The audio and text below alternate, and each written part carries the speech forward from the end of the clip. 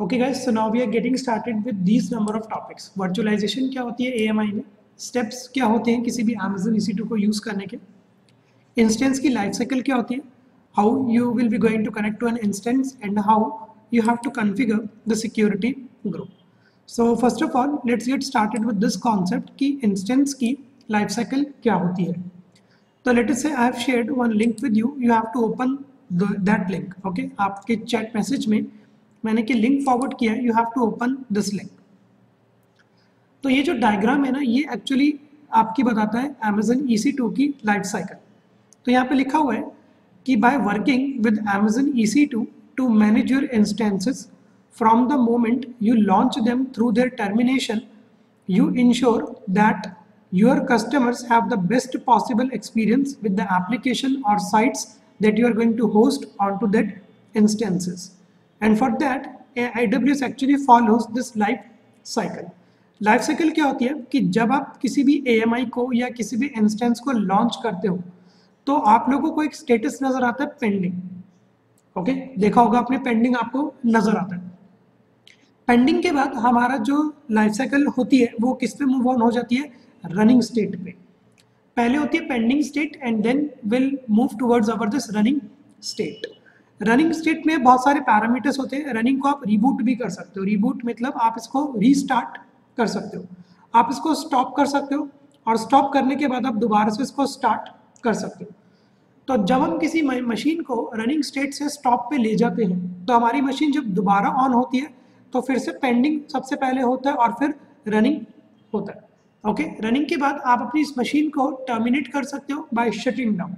और टर्मिनेट के बाद आप इसको क्या कर सकते हो, टर्मिनेटेड. टर्मिनेटेड का क्या मतलब होता है कि you can delete your instance.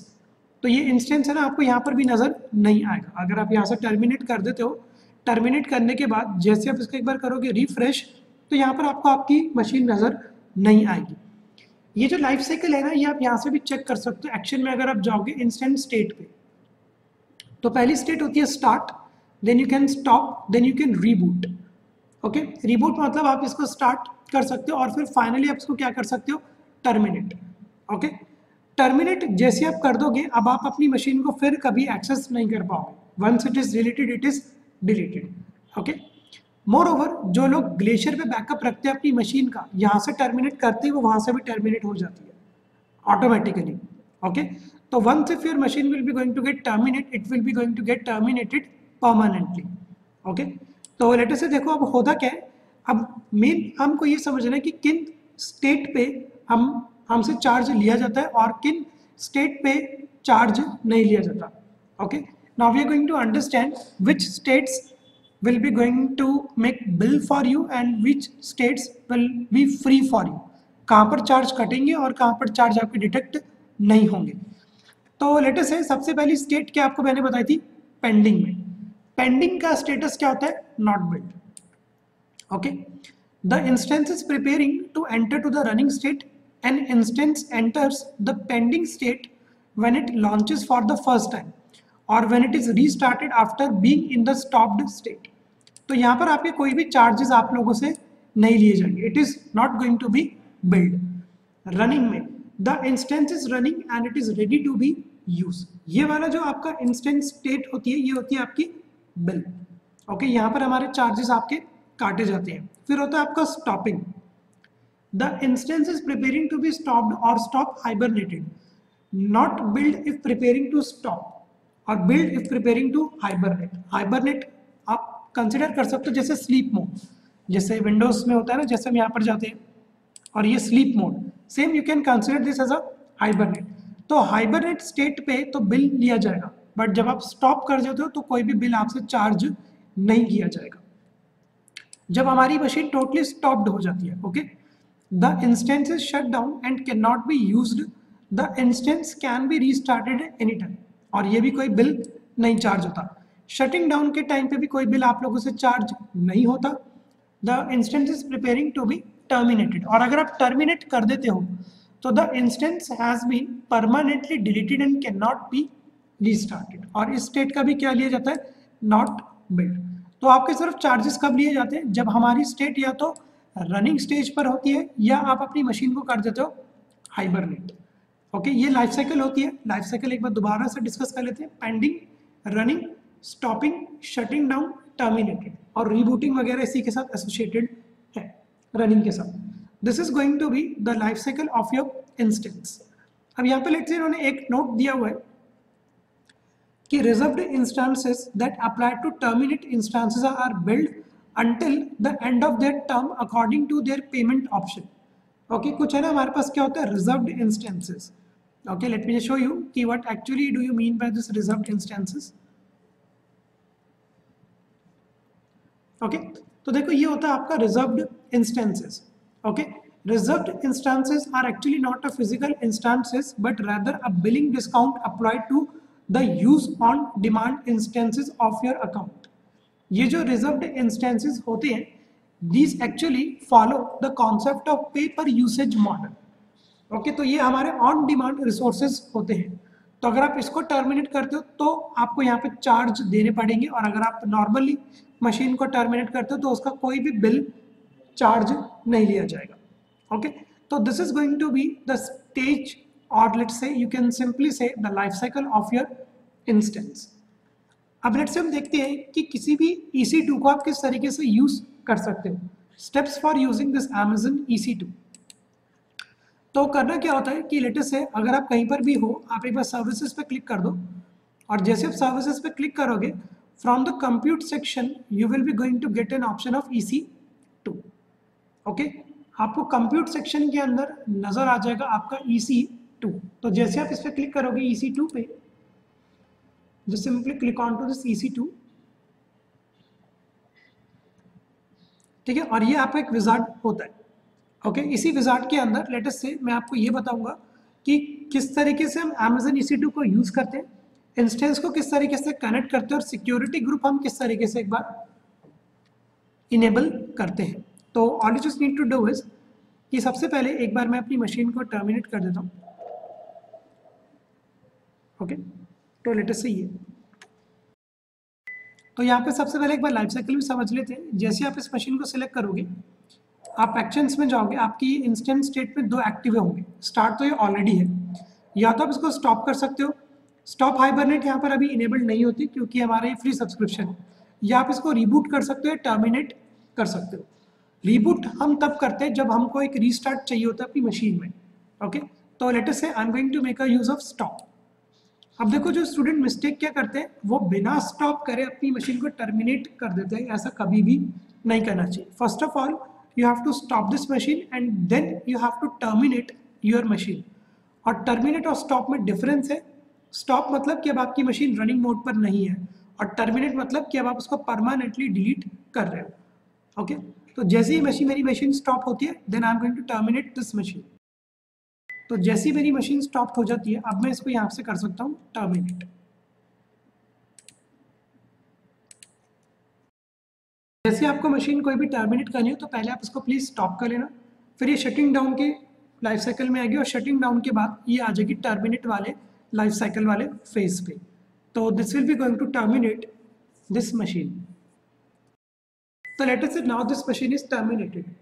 अब अगर मैं आपको बताऊं कि स्टेप्स क्या होते हैं EC2 यूज करने के, या आप मशीन को किस तरीके से कनेक्ट करते हो, और ये वर्चुअलाइजेशन क्या होती है, तो what you can do is आप यहाँ पर एक लॉन्च इंस्टेंस पे क्लिक कर दो। आप लोगों ने ऑलरेडी एक मशीन बनाई हुई है।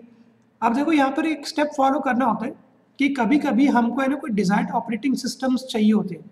लेट से काली मैंने बोला, या लेट से मैंने आपको बोला उबंटू, सूज, डेबियन, वो आपको ना क्विक स्टार्ट वाले सेक्शन के अंदर नजर नहीं आएंगे।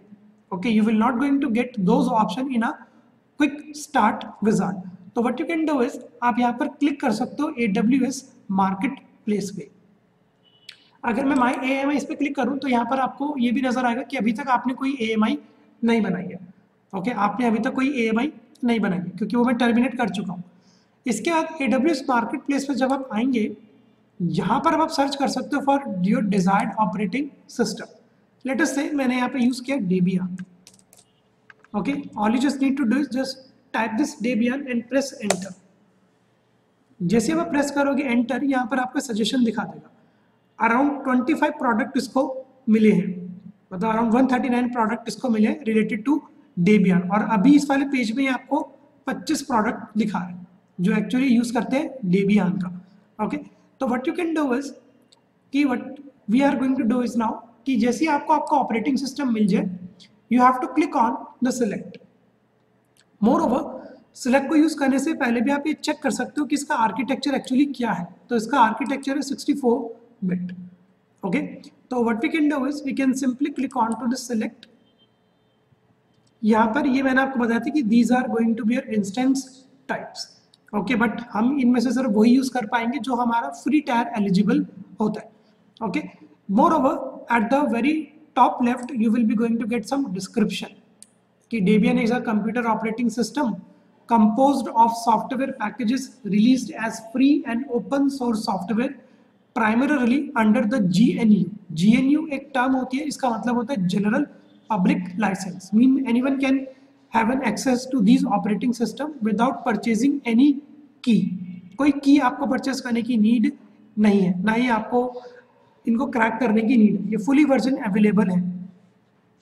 इसके बाद आप यहाँ पे इसको सिलेक्ट कर लो, नीचे की तरफ आप स्क्रॉल करोगे तो you will be going to get this continue. जैसे ही आप कंटिन्यू पे क्लिक करोगे, अभी तो कोई चार्ज आपके नहीं कट रहे, यहाँ तक कोई चार्ज नहीं कटते, बिल्कुल नहीं कटेंगे। ठीक है, तो लेटेस्ट से कोई दिक्कत नहीं है, आप यहाँ पे चाहे 10,000 बार आओ चाहे 1 बार आओ, यहाँ तक के कोई चार्जेस आपके नहीं कटते। तो what you can do is you can select this one as well, but I prefer कि जब हम लोग फ्री सब्सक्रिप्शन यूज करते हैं तो we can simply make a use of this general purpose, जिसके नीचे आपको नजर आ रहा हो फ्री टायर एलिजिबल। हालांकि ऐसा कोई इशू नहीं है, आप ये जनरल पर्पस ऊपर वाला और नीचे वाला भी यूज कर सकते हैं, that's not a problem. Problem इसकी चार्जेस काफी ज्यादा कट जाएंगे। ओके, ये जो अमेजन है it all depend on the resources, तो जितने ज्यादा रिसोर्सेज आप लोग यूटिलाइज करेंगे उतने ज्यादा चार्जेस आपके कट जाएंगे। Okay, so what we can do is कि I'm going to select this general purpose and here you can click on to this third option configure instance। अगर आपको लेट से एक से ज़्यादा इंस्टेंस बनाने हैं तो आप यहाँ पर ये वाली वैल्यू चेंज कर दो। हो सकता है कि अगर आपको 5 वर्चुअल मशीन सेम बनानी है तो आप यहाँ पर इंस्टेंस नंबर ऑफ इंस्टेंसेस कर दो 5, 3, 2 जितनी भी आपको बनानी है। इसी के बाद यहाँ पर आपको एक और मिलेगा ऐड स्टोरेज का। बाय डिफॉल्ट अभी इसके अंदर आपको कितना जीबी की स्टोरेज मिलेगी, 8 जीबी की। If you want to increase the storage आप यहाँ पर एक लिख सकते हो 10, 20, 30 कुछ भी आप यहाँ पर एक स्टोरेज डाल सकते हो। इसी के बाद यहाँ पर आपको मिलेगा ऐड टैग्स। ये होता है IAM पॉलिसी के लिए कि आपका IAM का कोई यूजर है और उस यूजर को चाहते हो कि वो इस वाली मशीन को एक्सेस भी कर पाए। तो what you can do is you can specify that की वैल्यू पेयर ओवर देयर। ये अभी हम करके देखेंगे जब हम IAM के अंदर डील करेंगे। Now this section is little important, configure security group. Okay, this is something very important for you, configure security group. उन लोगों को टेंशन लेने की नीड नहीं है, those who do not want to deploy anything onto their IPv4 address. अब common problem क्या आती है कि बच्चे समझते हैं कि IPv4 पे हम सिर्फ एक वेबसाइट होस्ट कर सकते हैं। ओके, ऐसा नहीं है। You can host one web service, एक वेब सर्विसेज बना के भी आप होस्ट कर सकते हो। मीन्स आप कुछ है ना APIs बना सकते हो और वो APIs भी आप इन एक्सटर्नल IPv4 एड्रेस पे होस्ट कर सकते हो। तो होगा क्या, यहाँ पर आप ये बताओ कि कितनों को वेब सर्विसेज के बारे में पता है। आप लोगों ने ये टर्म सुनी है वेब सर्विसेज, बहुत इंपॉर्टेंट टर्म है आज के टाइम पे तो वेब सर्विसेज। तो लेट्स से अगर आपसे भी पूछ ले कि what do you mean by this web service, तो अगर लेमन टर्म में बात करें तो लेमन टर्म में इसका क्या मतलब होता है, these are nothing but these are piece of code available, ठीक है, which is going to be available over the internet, over the internet. और in a simple if I tell you a function which is going to available over the internet, function को call करते हो। Let's say आप लोग है ना बहुत basic अगर मैं वेब सर्विस बताऊँ ना, तो लेट्स से मैं डेवलपर हूँ या चलो मैं डिज़ाइनर हूँ, मेरे को ये पता है कि किसी ने मेरे को बोला कि क्रिएट अ कैलकुलेटर और उस कैलकुलेटर में आपको करना क्या है, you have to add 2 number. तो लेट्स से मैंने डिज़ाइनिंग वाला पार्ट तो कर लिया, ठीक है, लेट्स से मैंने डिज़ाइनिंग वाला पार्ट कर लिया, बट मेरे को कोड लॉजिक नहीं पता, I am not aware of this code logic कि कोड क्या लिखो इन 2 नंबर को ऐड कराने का। तो at that particular point of time what I can do is I can make a use of this web services। इसके अंदर आपको कोड्स मिल जाएंगे, you just have to implement those code. और ये जो कोड होते हैं कहाँ पर चल रहे होते हैं, on an internet. Function calling तो आपको पता ही होता है कि फंक्शन को हमको कॉल करना पड़ता है। Instead of calling a function locally, what we can do is कि we can make a use of this web services. Web services वहाँ से जाके कॉल हो जाएंगी, आपकी वैल्यूज को रिसीव कर लेंगे और आपको डिजायर्ड आउटपुट जनरेट करके दे देंगे। रियल एग्जांपल अगर मैं वेब सर्विसेज का बताऊं तो लेटेस्ट से अगर आपको बोला कि आप एक ऐसी एप्लीकेशन बनाओ जो बार कोड को कन्वर्ट कर दे, मतलब जो भी वैल्यू यूजर डाल रहा है उसको बार कोड के अंदर कन्वर्ट कर दे। अब आप लोगों को लगेगा कि हाँ अब ये थोड़ा सा मुश्किल कोड है, तो what we can do is कि we can make a use of many inbuilt web services जिनके पास बार कोड बनाने की इंफॉर्मेशन है, मतलब they are already having that code to create a bar code. जैसे कि ये एग्जांपल है, लेट्स से यहाँ पर है ना बारकोड जनरेटर की एक है ना छोटी सी वेब सर्विस लिखी हुई है। Now what you can do is कि अगर किसी को विजुअल स्टूडियो आता है तो what they can do is कि they can make a use of this web service. जरूरी नहीं कि विजुअल स्टूडियो, पीएचपी, एंड्रॉयड अगर कुछ भी आता है तो आप डायरेक्टली इस यूआरएल को कॉल कर सकते हो। ये कोड क्या करेगा, this code will going to receive that value and that value will be converted into a bar code. वो वैल्यू को कन्वर्ट करके दे देगा आपको बेस 64 बाइनरी में। इन द शॉर्ट टर्म ये आपको एक इमेज में कन्वर्ट करके दे देगा। तो यहाँ पर ये पीस ऑफ कोड ऑलरेडी लिखा हुआ है, बस आपको कितना आना चाहिए, आपको बस ये कॉल करना आना चाहिए, that's all. You just need to call. अगर मैं देखो आपको बताऊं, अगर ये सर्विस किसी को भी यूज करनी है तो उसको क्या करना पड़ेगा, एक स्ट्रिंग वैल्यू भेजनी पड़ेगी, यहाँ पर एक इंटीजर वैल्यू भेजनी पड़ेगी, एक बूलियन वैल्यू और एक स्ट्रिंग वैल्यू। जैसे ये चार वैल्यू इस वेब सर्विस को मिल जाती है, this web service will going to generate a response. और रिस्पॉन्स के अंदर आपको यहाँ पर नजर आ रहा होगा बेस 64 बाइनरी, ये एक इमेज का फॉर्मेट होता है, ठीक है। तो ये होते हैं हमारे वेब सर्विसेज। तो लेटेस्ट से आप लोग भी अपने IPv4 एड्रेस पे इन सर्विसेज को डिप्लॉय कर सकते हो और अपनी एप्लीकेशंस के लिए भी यूज कर सकते हो। तो not only this IPv4 address is used for website hosting, they are actually uses for web services and for APIs as well, okay। तो ये सेक्शन फिर इंपॉर्टेंट होता है कि अगर आपको कुछ भी IPv4 एड्रेस पे होस्ट कराना है and you want to access that, okay, तो then you have to configure the security group. और आपको क्या कॉन्फ़िगर कराना पड़ेगा सिक्योरिटी ग्रुप में, here you have to click on add rule, okay. Make a use of this custom TCP rule. यहाँ पर आप प्रोटोकॉल रहने दो, ट्रांसमिशन कंट्रोल प्रोटोकॉल, और पोर्ट रेंज आप दे दो कि 80 से लेके 6789 तक के पोर्ट नंबर मैं यूज कर सकता हूँ। 80 हम किस लिए यूज करते हैं, for HTTP and for HTTPS services, ठीक है। मोर ओवर आप इसको 0 से लेके 65,535 तक भी दे सकते हो, नॉट अ प्रॉब्लम, ओके। तो लेटेस्ट से मैंने यहाँ पर पोर्ट रेंज दे दी 80 से लेके 6789 की। यहाँ पर ये सेक्शन इंपॉर्टेंट होता है, इसका मतलब ये कि any IP address can have an access to my IPv4 address. In short term if I tell you कि एनीवन, कोई आपका चाहे IP एड्रेस कोई भी हो, ठीक है, आपका IP एड्रेस कोई भी हो, वो वाला IP एड्रेस भी मेरे IPv4 एड्रेस से कनेक्ट कर सकता है। बट कंपनीज यहाँ पर एक IP एड्रेस डलवा देती है, ओके, कंपनी यहाँ पर एक IP एड्रेस डलवा देती है, तो फिर आपका जो IPv4 एड्रेस होगा इस मशीन का, वो सिर्फ इसी IP एड्रेस से खुलेगा और कोई उसको एक्सेस नहीं कर पाएगा। ऐसा करने से होगा क्या, एक तो आपकी सर्विस तो चल रही होगी URL पे, बट उसको सिर्फ वही एक्सेस कर पाएगा जिसका IP एड्रेस आप यहाँ पर स्पेसिफाई कर दोगे। अब लेटेस्ट से ये रिप्रेजेंटेशन मैं आपको एक बार बताता हूँ। ये जो रिप्रेजेंटेशन है, ये रिप्रेजेंटेशन आपको कुछ इस तरीके से नजर आ रही होगी, 0.0.0.0/0। तो let us say now we have to understand this representation first. देखो ये जो हमारे पास अभी रिप्रेजेंटेशन है ना, ये होती है IPv4 की, ओके। ये जो रिप्रेजेंटेशन है, ये रिप्रेजेंटेशन होती है IPv4 की, ओके। तो उससे पहले है ना आपको समझना पड़ेगा कि what do you mean by an IP address. तो बेसिकली IP एड्रेस की फुल फॉर्म क्या होती है, इंटरनेट प्रोटोकॉल, ओके। इसकी फुल फॉर्म होती है इंटरनेट प्रोटोकॉल एड्रेस। और ये एक IP एड्रेस किस लिए अलॉट होता है, to uniquely identify any machine. हो सकता है कि एक वाईफाई से बहुत सारी मशीन कनेक्टेड हो, तो in order to uniquely identify those machine, networking follows the concept of IP addressing.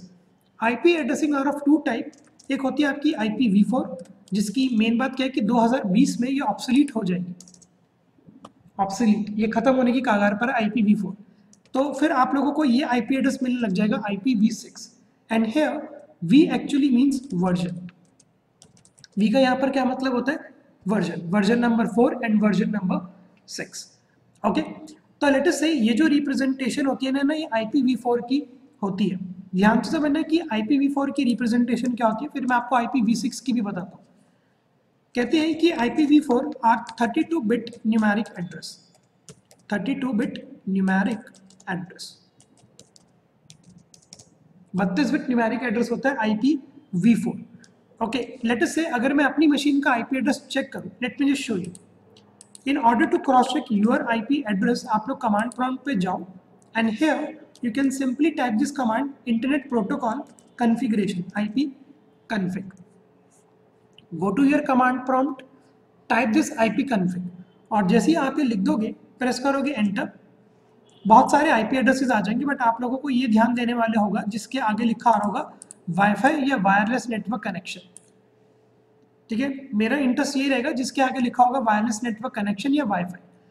अब देखो बच्चों को क्या पता होता है कि आईपी एड्रेस की रिप्रेजेंटेशन पता होती है, तो वो बोल सकते हैं कि सर मेरा आईपी एड्रेस ये है, या वो बोल सकते हैं कि सर मेरा आईपी एड्रेस ये है, बट इनमें से कुछ भी नहीं होगा। आपका आईपी एड्रेस ये होगा जिसके आगे ये लिखा होगा वायरलेस नेटवर्क कनेक्शन या वाईफाई। अब ये कैसे मैं क्रॉस चेक कर सकता हूँ? जैसे आप इस आइकन पे क्लिक करोगे, यहाँ पर देखो क्या लिखा हुआ है, wireless network connection. Windows 10 and Windows 8 में you will be going to get an option there wifi, तो now you have to search for the wifi. और जहाँ जैसे आपको ये वाला सेक्शन नजर आ जाए, this is going to be your external IP, this is going to be your IPv4 address 192.168.0.103। तो लेटेस्ट से अगर मैं इसको यहाँ पे लिख दूं, अब अगर मैं इसको काउंट करूं, यार ये तो 32 बिट का मुझे नजर नहीं आ रहा, ये मुझे 32 बिट का नजर नहीं आ रहा। तो what machine will do, machine will going to convert this decimal representation in a binary। मशीन सबसे पहले क्या काम करती है, इस डेसिमल रिप्रेजेंटेशन को उठा के किसके अंदर कन्वर्ट कर देती है, बाइनरी के अंदर। तो बाइनरी के अंदर 192 हमको सॉल्व करना पड़ेगा, 168 सॉल्व करना पड़ेगा, 0 और 103। तो लेट अस से अब यहाँ पर मैं कैलकुलेटर का यूज कर लेता हूँ। ठीक है, I am going to make a use of the scientific one. ये चलो मैं एक बार प्रोग्रामर वाला लेता हूँ, उसके अंदर सारा ऑप्शन मिल जाएगा, ये वाला। तो सबसे पहले मैंने 192 को कन्वर्ट कर लिया बाइनरी के अंदर, और मेरे पास क्या वैल्यू आ जाएगी, ये वाली 110000। तो मैं इसको एक बार यहाँ पर लिख देता हूँ, ये वाली। सेम मैं एक बार कर लेता हूँ 168 को भी मैंने यहाँ पे कन्वर्ट कर लिया 168 को बाइनरी में, तो यहाँ पे अब ये वाली वैल्यू आ जाएगी। अब यहाँ पर भी एक कॉमन इंटरव्यू क्वेश्चन है कि ये वैल्यूज आपको ना 8 में ही नजर आएंगी, ये 8 को एक्सीड नहीं करेंगी।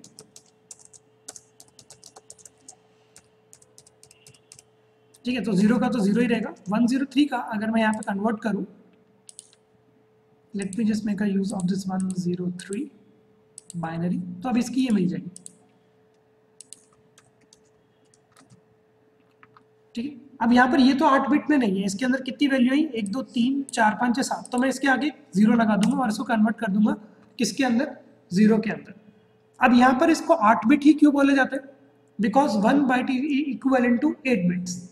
Okay, 1 byte is equivalent to your 8 bits, तो हमको यहाँ पर इसको बिट्स के अंदर कन्वर्ट करना पड़ता है। अगर आप इन वाली वैल्यूज को काउंट करोगे, 8 + 8 16, 16 + 8 कितना हुआ, 24 + 8 32। ओके, तो ये जो टोटल होता है ये कितने बिट का न्यूमेरिक एड्रेस होता है, 32 बिट न्यूमेरिक एड्रेस होता है। इस रिप्रेजेंटेशन को है ना डॉटेड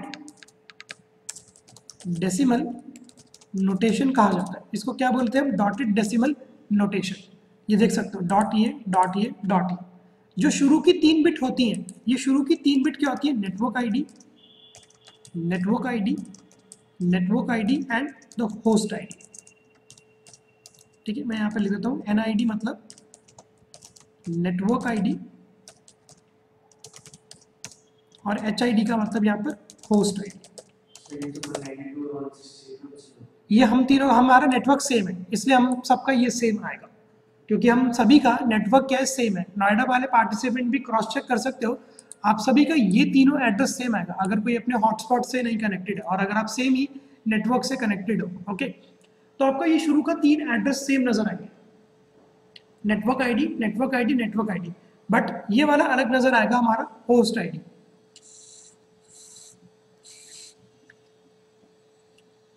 ओके, यहां तक समझ में आया कि ये क्या होता है?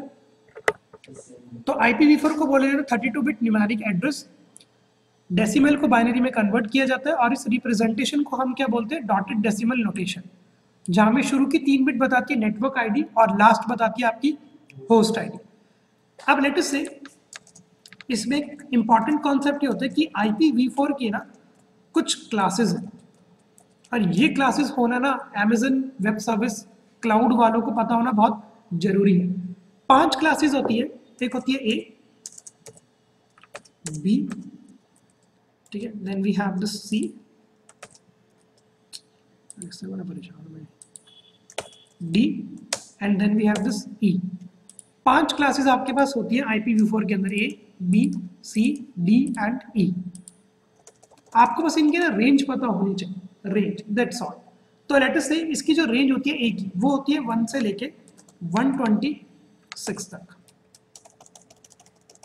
A की रेंज क्या होती है? 1 से लेके 126 तक। जो आपका B होता है, ठीक है ना, B, इसकी रेंज होती है 127 से लेके 191 तक, 191 तक।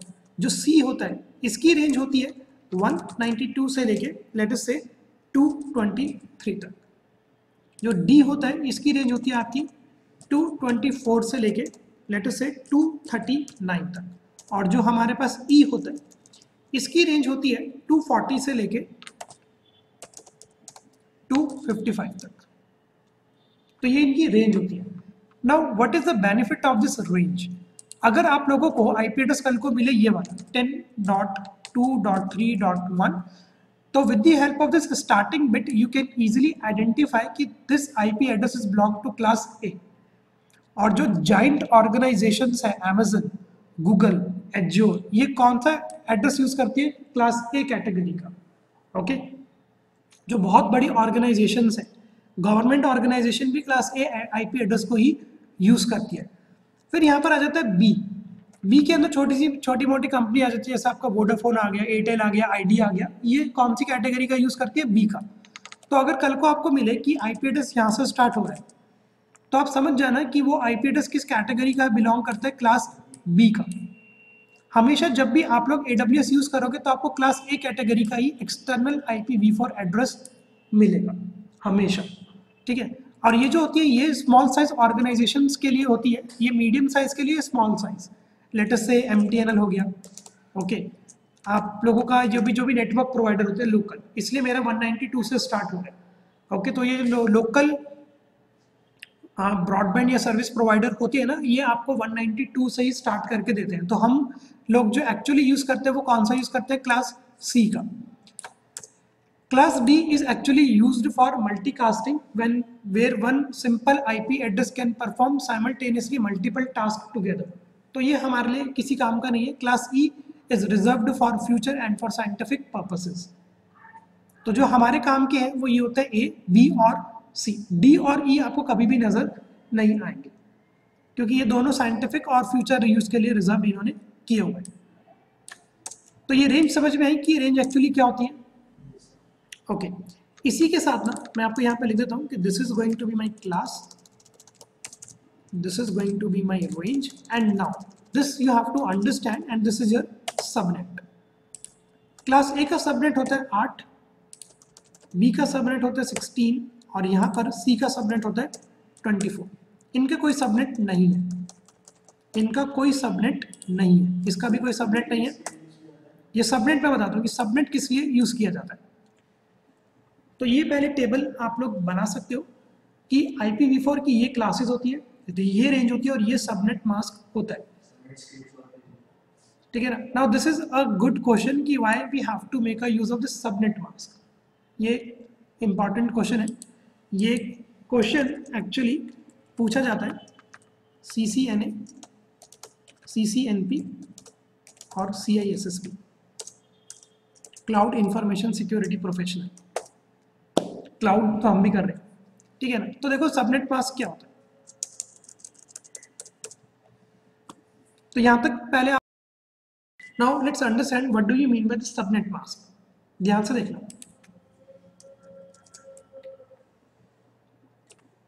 लेट अस से मेरे पास है ना दो पर्सन है, एक ए पर्सन है and let's say I have this B person. A person का आईपी एड्रेस है ये वाला 192, या चलो बहुत बड़ा हो जाएगा 192, मैं थोड़ा सा छोटा ले लेता हूँ 26.7.8.8.9। ये इसका आईपी एड्रेस है। बी वाला भी सेम नेटवर्क पे कनेक्टेड है, इसका लेट से हो गया मोमेंट, इसका भी चलो मैं देता हूँ 26.7, जस्ट गिव मी मोमेंट। इसका भी लेट से मैं आईपी एड्रेस देता हूँ 7.8. लेट से मैंने इसका दे दिया 11। Okay, now what you have to do is now you have to identify कि लेट अस से ये दोनों किस नेटवर्क को बिलोंग करते हैं, या लेट अस से मोर ओवर आप अपने नेटवर्क को भी अगर आपको चेक करना हो कि आप किस नेटवर्क से बिलोंग करते हो। शुरू में तो मैं यहाँ से ये 3 नेटवर्क आईडी बता सकता हूँ कि भाई मेरा नेटवर्क एड्रेस ये है 26.7.8.9। मैं सिंपली कह सकता हूँ कि that I belong to this network 26.7.8। Now let's say अगर कोई आपसे पूछे कि प्रूफ कर, now there comes the role of subnet mask. Subnet mask is used to tell you कि आप लोगों की नेटवर्क आईडी क्या है। सबनेट मास्क आपको क्या बताता है कि आप लोगों की नेटवर्क आईडी क्या है, किस तरीके से बताता है ये अब आप लोग ध्यान से देखना। हालांकि हम शुरू की 3 मिनट देख के बता सकते हैं कि भैया मेरा नेटवर्क 26.7.8.9 है, बट नहीं। तो लेट से करना क्या होगा, आपको 26 को 7 को 8 को और 9 को आपको सबसे पहले किसके अंदर कन्वर्ट करना पड़ेगा, बाइनरी के अंदर। ठीक है, तो I am just going to make a use of this simple calculator. तो मैं यहाँ पे क्या यूज कर लेता हूँ कि मैं इधर लेता हूँ 26, इसको कन्वर्ट कर लेता हूँ बाइनरी के अंदर, तो ये वाली वैल्यू आ जाएगी 11001। अब इसको मेरे को 8 बिट के अंदर कन्वर्ट करना है, तो मैं क्या कर दूँ 1 2 3 बिट मैंने और लगा दी। ओके, मैंने यहाँ पर शुरू की 3 बिट्स और लगा दी। तो अब आप ये काउंट कर सकते हो कि ये 8 बिट का होना चाहिए, ये मैंने लिख दिया। इसके बाद सेम आपको किसको कन्वर्ट करना पड़ेगा, 7 में। I think decimal to binary representation यहाँ पर सभी को आती होगी, ठीक है ना, तो बढ़िया। तो यहाँ पर ये आ जाएगा 111। इसको भी मुझको किस में कन्वर्ट करना पड़ेगा, 8 बिट्स के अंदर। तो 1 2 3 4 5, फिर बचा मेरे पास 8। मैं इस 8 को भी लेट से कन्वर्ट कर लेता हूँ। तो I am just going to make a use of this decimal 8, convert this into a binary 1000। इसको भी कन्वर्ट कर देता हूँ किसके अंदर, बिट्स के अंदर। And then finally I am going to have this 9। तो लेटेस्ट से अब मैं इस पर 9 को भी कन्वर्ट कर लेता हूँ फटाफट से। 9 मैंने लिया, बाइनरी में कन्वर्ट किया 1001। तो सबसे पहले आपको क्या करना होगा, आपका जो भी आईपी एड्रेस हो आप उसको किसके अंदर कन्वर्ट कर दो, बाइनरी के अंदर। ओके, लेटर से जैसे बाइनरी के अंदर कन्वर्ट हो जाता है, now your objective is to determine कि this address belong to which class. ये एड्रेस किस क्लास को बिलोंग करता है आप लोगों के अकॉर्डिंग, एक क्लास को बिलोंग करता है। और एक क्लास का सबनेट मास्क क्या है, 8। तो अब ये क्या बोलेगा कि 8 का मतलब ये होता है कि अब मैं नीचे यहाँ पे सबनेट मास्क लिखूंगा, 8 बार आपको एक यूज करना पड़ेगा। 8 times you have to write 1, 1 2 3 4 5 6 7 8, और बाकी जगह 0 0 0, बाकी जगह क्या लिखना पड़ेगा आपको, 0 0 0। सबनेट मास्क का मतलब होता है कि अगर आपका ये क्लास ए को बिलोंग करता है तो अब आप सिर्फ एक बार लिखेंगे 1 1 1 1 1। अब यहाँ पर आपको करना क्या होगा, here you have to perform the operation of logical and. आपको यहाँ पर क्या ऑपरेशन परफॉर्म करना पड़ेगा, एंड का। और एंड का मतलब क्या होता है, मल्टीप्लाई। अगर मैं सिंपल टर्म में बताऊँ तो 0 1 0 0 1 0 0 1 0 1 1 0 1 1 1 0 1 0 1 0। इसकी भी रिप्रेजेंटेशन आप बता दो क्या आएगी, ऊपर जैसी आएगी। इसकी बता दो कि क्या आएगी, and operation 0 into 0 0 into 0 0 into 0 1 0 0 0। इसकी रिप्रेजेंटेशन 0 0 0 0 0 0 0 0। ऊपर वाली नहीं आएगी क्योंकि सबको 0 से 1 को मल्टीप्लाई करोगे तो ये। अब आपको करना क्या होगा, you have to again convert this into decimal. ये तो बाइनरी है, डेसिमल में तो ये वाली रिप्रेजेंटेशन ऊपर की तरह ही है, तो मैंने यहाँ पे लिख दिया 26। ये वाली रिप्रेजेंटेशन 7 ही है, ये वाली रिप्रेजेंटेशन 8 ही, बट ये वाली रिप्रेजेंटेशन क्या बन जाएगी 0। तो ये देखो अब आपका पता लग गया आपका नेटवर्क एड्रेस क्या है, 26 7 और 8। और अगर आप इसको कन्वर्ट कर दो 1111 को किसके अंदर, लेट अस से डेसिमल के अंदर, तो क्या वैल्यू आती है, can anyone tell me? 255। And this 255 is the maximum range of your IPv4 address. अगर आपका ये होता क्लास बी का, तो क्लास बी में कितनी बार आप एक एक लिखते, यहाँ पर भी एक और बार एक एक एक एक आता। क्लास सी में कितनी बार लिखा आता है, एक एक एक एक 3 बार। ठीक है, अब देखो इसका मैं प्रैक्टिकल एग्जांपल अब आपको दिखाता हूँ। तो late me just make a use of this network and sharing centre properties. अब ये देखो यहाँ पर हम प्रैक्टिकली देख सकते हैं। लेट अस से मैंने यूज किया, अब देखो मैंने क्या ना IP एड्रेस डाला 2.3.3.3। सबनेट मास्क मैंने कुछ नहीं लिखा, अपने आप आ जाएगा। क्यों आ गया? क्योंकि मैंने बोला था कि शुरू में आप एक एक बार 8 बार एक एक लिख दो। तो 255.0.0.0, ये देखो यहाँ पर भी 255.0.0.0। ठीक है, लेट से अगर मैं डालता हूँ कोई क्लास बी का एड्रेस, ठीक है, लेट से मैं एक एड्रेस डालता हूँ यहाँ पर 145 समथिंग करके।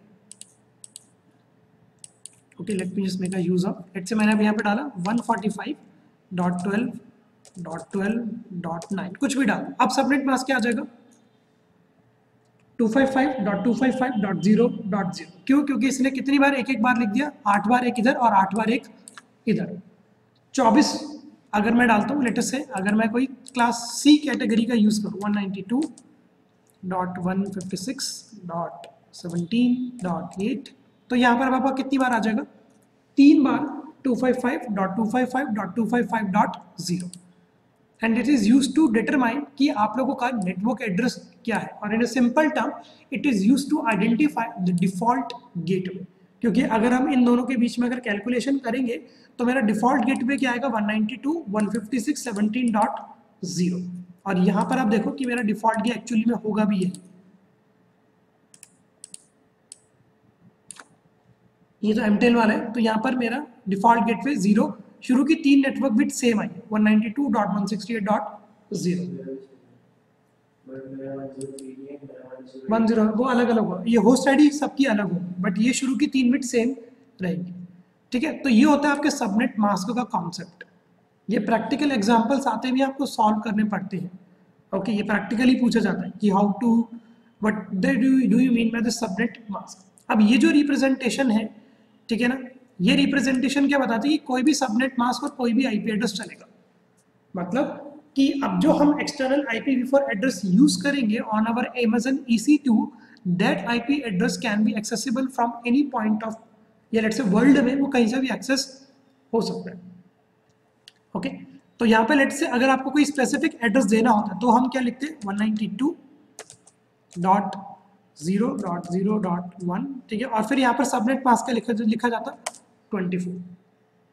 ओके, अगर आपकी कंपनी बोल देना कि नहीं सिर्फ इसी IP एड्रेस से आपका Amazon EC2 कनेक्ट होना चाहिए, तो depending on the class you have to write the subnet mask. अगर ये होता क्लास B तो अब आपका सबनेट मास्क यहाँ पर क्या जाता 16, और अगर ये होता क्लास A तो यहाँ पर अब आपका सबनेट मास्क क्या जाता 8। तो हम यहाँ पर रिप्रेजेंटेशन कुछ इस तरीके से लिखते इधर, बट अभी मैं यहाँ पर 0.0.0. लिख रहा हूँ ताकि सही कहीं पर भी एक्सेस हो जाए। ओके, तो रिव्यू एंड लॉन्च के बाद एक वार्निंग भी आती है। वो वार्निंग क्या कहती है, it is open to the world, जो कोई भी एक्सेस कर सकता है, कोई प्रॉब्लम नहीं है। अगर आपको नहीं कराना तो do not specify this rule, you can skip that particular part. तो लॉन्च में जैसे हम कर देते हैं क्लिक, एक की पेयर में डाउनलोड यहाँ से कर लेता हूँ न्यू मशीन के नाम से। Okay, and you can simply click on close and you can proceed with the launch. Sorry, कर तो लिया था।